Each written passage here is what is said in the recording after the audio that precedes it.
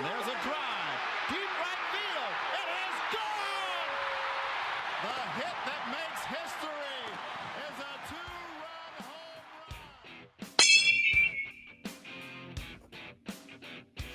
run. All right. Welcome back. Hello, hello, hello. What's up? Little 643 talk. Yes, sir. 2 days in a row. How about that? March Yeah. 3rd, 2025. We're already cruising through the year. Well, today we have a few different things we want to talk about. I think the first topic is we're going to talk about those free agents that are still out there. Seems like there hasn't been a free agent that's been signed recently, at least to my knowledge. As far as how many are out there still, it's kind of surprising. So we figured we'd touch on that a little bit and give you our thoughts on some of those free agents that are still out there, and maybe question why they're still out there and if they're going to get picked up or not. So, Luke, you want to start us off with that?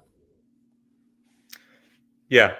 So first up on my list is I have Jose Iglesias as my first pick.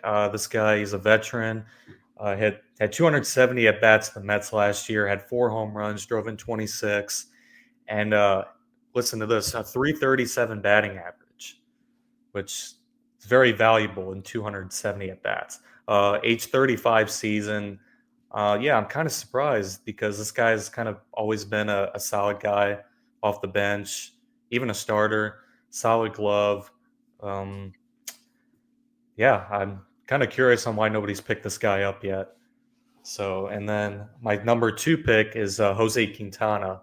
I think eventually this guy will get signed. Last year, went 10-10, had a 3.75 ERA, 135 strikeouts. Going into his age 36 season, he's a solid pitcher, veteran, help bolster a rotation. He declined a contract offer from the Pittsburgh Pirates. Not exactly sure on what he's looking for. He has been in talks with the Mets recently, but I don't think they're likely to land him. I think they kind of have. I know they had some injuries, so it's still a possibility, but still has not been signed yet. Had a 3.18 ERA after the All-Star break last year. So I think anywhere this guy goes, I think he'll help out a rotation a lot. And moving on to my third one is Alex Verdugo, which I think is the most surprising on this list. This guy, he had a down year with the Yankees last year, but prior seasons, this guy's been a stud. He's good bat. He only batted .233 last year. He still hit 13 home runs, drove in 61 and 559 at bats. Still young. He's only 28 years old, turns 29 later this year. And I think anywhere he signs is going to have a bounce back season. Now, getting traded to the Yankees from Boston had a little bit of his personality taken away. He had to shave, didn't wear as much jewelry. It's a classy organization like the Yankees. It's bound to happen. So I think if he goes somewhere else, maybe gets a little bit comfortable again. Because whenever you go to the Yankees, that's a lot of pressure on any player. So I think he'll bounce back. Yeah, I'll touch on that a little bit if you don't mind. I'll just start backwards working with Verdugo. I was a little shocked to see him not go somewhere already. He does have that spark in him. He hustles. He's fun in the clubhouse. He gets along with people, and the fans love him. He brings a lot of energy to the ballpark. And I think he came out with a video posted the other day, and it's kind of like a motivational video for him, and showing like, hey, this is what I am, this is what I have, this is what I'll bring to the plate. And on the glove side too, he showed a lot of his highlights. I don't see him not getting signed, especially if there's an injury. I mean, we're still in spring training. Unfortunately, those injuries are going to happen. So you lose one key outfielder on one of these teams, they're probably going to be picking up the phone and calling Verdugo if they don't have one of those young prospects ready to come up. So, yeah, I definitely expect Verdugo to go somewhere, especially at his age. He deserves to be on a team, in my opinion. Same thing, working back with Quintana. He's how old did you say he was? 30? He's 36. 36. Okay. I mean, yeah, he's in that age bracket now where it's kind of, if you still got it, you do. And but he, like you said, he had a great season last year. I think he deserves to be on a team as well. I was hoping he would stay with the Cardinals a little longer whenever we had him for a little bit, but he had those injuries in the past. So another person I expect to see signed at some point, especially as easy as it is to lose a pitcher. People are going to be looking for arms, and he's one of the big names out there. One of the few names out there, at least when it comes to pitching. And who was the first one you had? Iglesias. Yeah, I would love to see him go back with the Mets. I mean, last year, speaking of Verdugo and getting a spark in the park, Iglesias was that player. I think far more than really just about any other player in baseball, coming out with his own song and playing the way he did. He was such a key role in the times that he did play with the Mets last season. So another guy, I want to say he didn't even get signed or picked up last year until maybe mid-season, right? With the Mets, he didn't even start the season Right. off. It wasn't a full season. Yeah, so I mean, it could probably happen again if maybe it's not the Mets, but another person that I expect to see, hopefully on a baseball team, because he's such a good player to have in the clubhouse too, and I think that makes a big difference. Yeah. So I'll go ahead and hit on my list, my top 3 free agents that are still out there. These are people that I think should be on a team. There a couple of them I'm more sad about, I think. I'm sure y'all will agree with me. But Anthony Rizzo is going to be my first one. Although his 2024 season was not great, he had 337 at bats. He only hit 228 with 8 home runs and a 636 OPS. So probably I want to say Rizzo's worst season by far. We know he's getting up there in age. He is 35, but looking back on it last season, he was somebody else I had in our fantasy league. He started off on my team, and he did hit a lot of injuries. And it was once he hit that, I want to say it was last season, maybe the season before, but he had someone run to him in at first base, and he had a neck tweak. Yeah. And it seems like ever since then, he never really got comfortable, or maybe he was fighting that injury all through the season. But I think it's kind of sad to think about Anthony Rizzo not in the league. He's just had so many great baseball seasons and memories with him. I don't know. I mean, I hope to see him up there somewhere. Obviously, probably not New York, but I think he deserves to be on somebody's team compared to a lot of other players that are out there getting signed. I won't mention any names, but next on my list, I have Craig Kimbrel. He's at age 36 now, coming off kind of a weird season last year, the Orioles. He did pitch in 57 games, 52 innings where he had 73 strikeouts, so pretty good numbers. But when it came to his ERA, he had a 5.33 ERA and a 1.36 WHIP. So not that great there. Where he also had 4 holds and 23 saves, so pretty good on the saves category. But from what I remember, he was going in there and blowing a lot of saves as well, and he was just pretty shaky last year. But it is Craig Kimbrel, one of the best of all time, in my opinion, at least in our lifetime, when it comes to that closer role. Another person that I see probably getting picked up with as easy as it is to get injured as a pitcher. A great bullpen piece, I think. Maybe he doesn't go back in there and be your everyday closer, but I could see him going in there and working some late innings for a team. And then the last on my list, I wasn't sure if I should put this one out there just because he hasn't been in the league and an MLB for a little bit at least. But everybody knows him, Trevor Bauer. Last season he pitched in Mexico where he went 10-0 with a 2.48 ERA. and he had 120 Ks and 83 innings.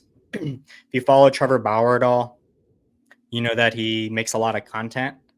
He puts out, I want to say, maybe YouTube and Instagram, or I don't know, maybe he uses TikTok too. But I do see his videos pop up a lot. He's always got his mic on, and I mean, he looks excellent to me. I'm not going to speak too far into the details of why he's not in the league. If you follow MLB or him, you know why.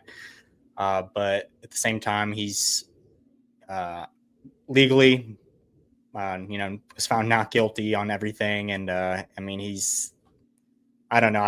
I think I'm surprised that nobody has signed him. I think he speaks out a lot about it. I don't even know if anybody's reached out to him. I get it, for a team it can be scary to have somebody that's caught up in legal issues, but he's 34 and his stuff still looks immaculate. So I think if he doesn't get in this season, if somebody doesn't pick him up, I don't think he comes back to the MLB. Just my opinion, but I think he still has what it takes to be a number one or number two starter on a team. What's your thoughts on any of them? Yeah, Trevor Bauer, I kind of agree with you. I think that he should be signed.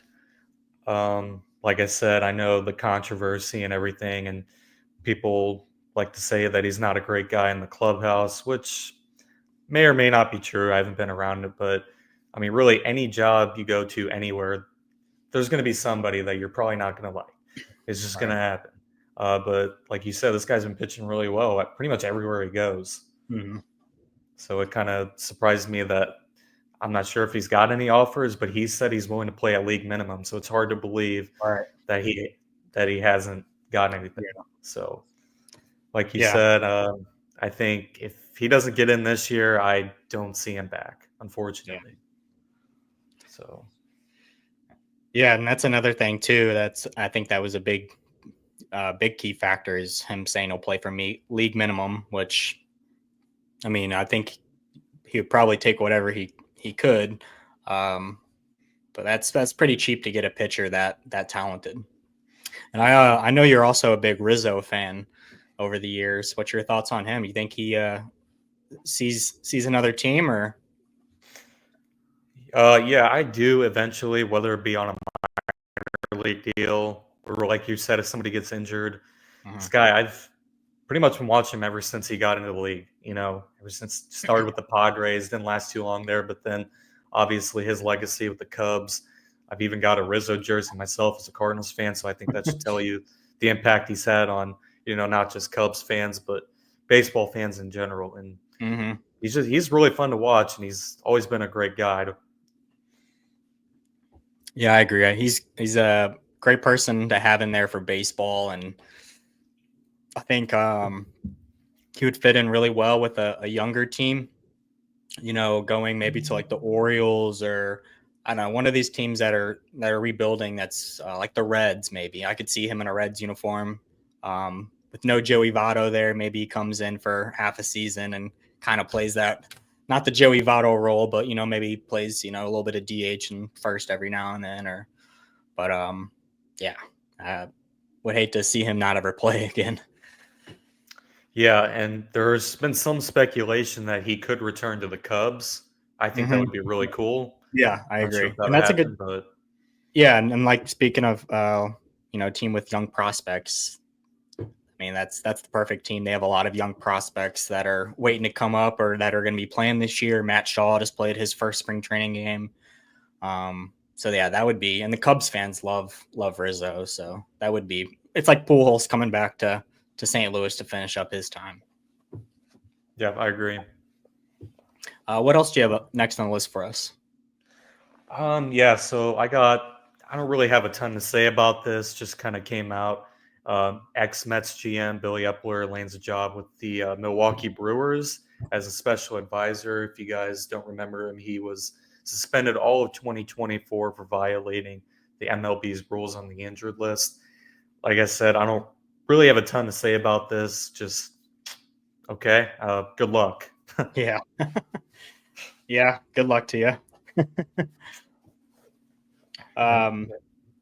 Yeah, and I'll go ahead and mention some injuries. I know we talked about injuries yesterday, but again, it's baseball, so there were many games that happened yesterday between now and then. And first on the list, well, I'm actually only going to mention one today because I think it's a key factor for the Braves, and that's Sean Murphy. Looks like he's going to be out for 4 to 6 weeks with cracked ribs. I don't know if it's, and we are lagging again, folks. Sorry about that. You guys already know. And then I also wanted to mention, yeah, I also wanted to mention Quinn Matthews. And it looks like he's going to be sent back down to minor league camp. So he won't be on the major league roster start, but I expect to see him up at some point this year, hopefully. Super talented, and he's going to look great up there in a Cardinal uniform. All right. I was going to touch on a little bit of Quinn Matthews as well. You wanted to check on Quinn? Yeah, I don't have like a ton to say, but I don't think it's a bad idea because this is a guy who minor league pitcher of the year last year, got a lot of potential. You don't want to rush him. I know a lot of people say, the Cardinals don't have a lot to lose. Well, actually they do, because if you rush a guy, you never know. I mean, anything can happen. You get injured, might not adjust well to major league pitching. So I don't think it's a bad idea. I think there is a chance we might see him later this season.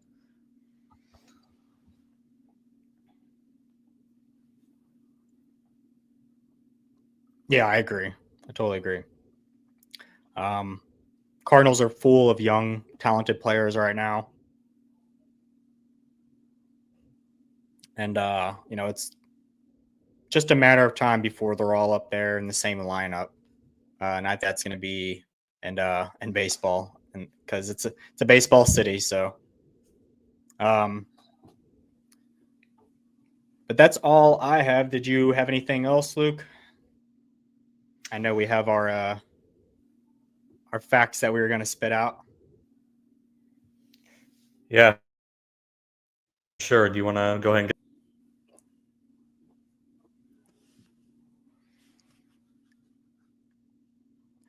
All right. So before we wrap things up here, I wanted to give some interesting stats that about another free agent, Yasmani Grandal, unsigned at the moment.